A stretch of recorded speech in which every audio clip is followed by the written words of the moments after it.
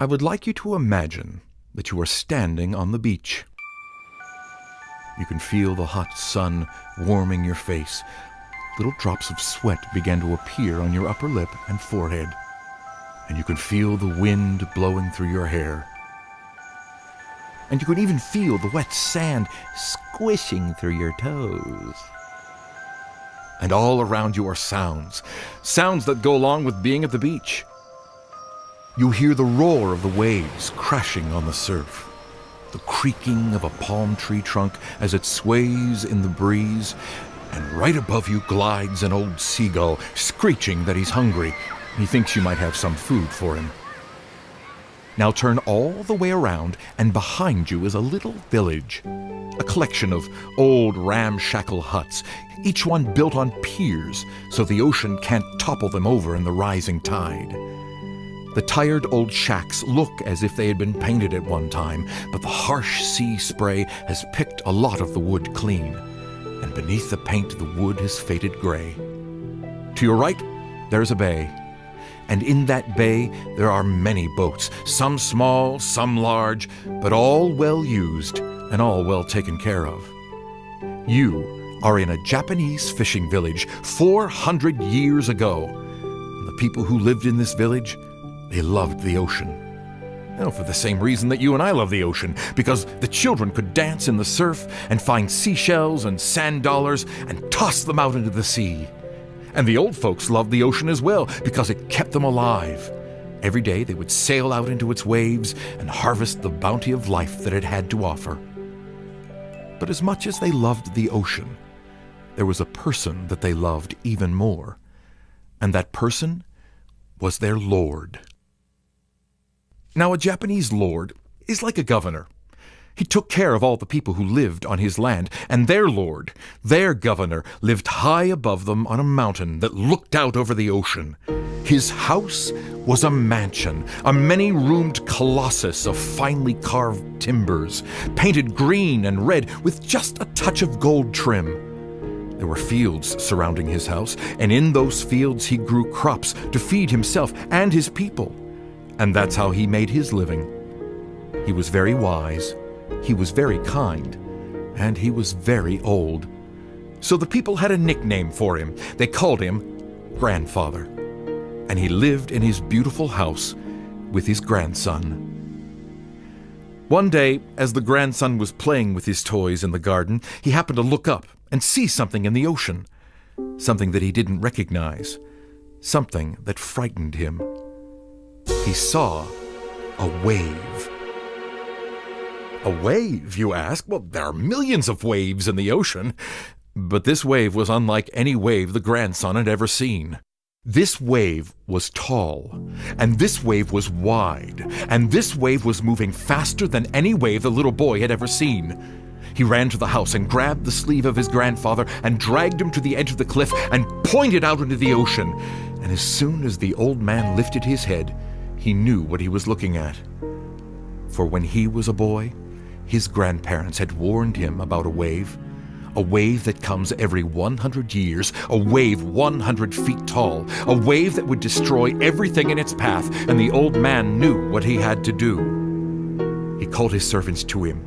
He gave them each a torch. He said, "Take your torches, go to my lower fields, and set my crops on fire." "But master," said his servants, "if we do that, we won't have enough to eat this year." "Just do as I say," insisted the old man, "and do it quickly." And so the servants went out and set the lower fields on fire. A thick column of white smoke began to rise into the air, and the old man did something unusual. He went to the edge of the cliff. He bent down slowly, and he looked down into the fishing village below. What he was trying to see, no one knew. But he must not have seen what he wanted to see. He stood up and again called his servants to him. He said, "Take your torches and go to my upper fields and set those crops on fire."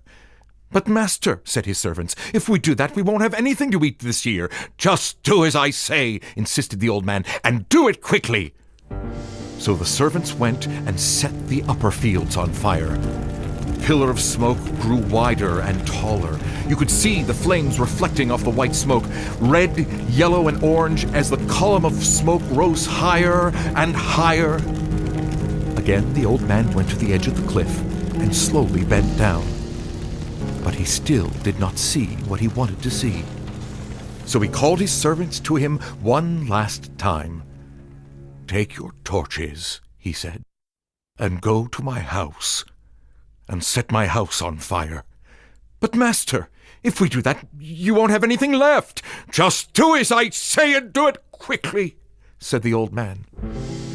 So his servants each stood at a corner of the house, and they set that old mansion on fire. And the flames shot high into the air, fueled by the old dried timbers of its frame. The smoke that rose from it was thick and black. If you had been at a distance from that mountain, you would have thought it was a volcano. One last time the old man went to the edge of the cliff, and he finally saw what he wanted to see. He saw people. People opening up their doors and windows and shutters. People pointing up the side of the mountain. People rushing out of their houses carrying buckets of water. Behind them came the small children, and even they were carrying anything that might hold a little water, a flower pot or a vase or a pan. Behind them came the teenagers, then the old folks and the grandmas and grandpas and aunts and uncles, until all the people that lived in that fishing village were making their way up the side of that mountain, and that's when that wave hit that fishing village below.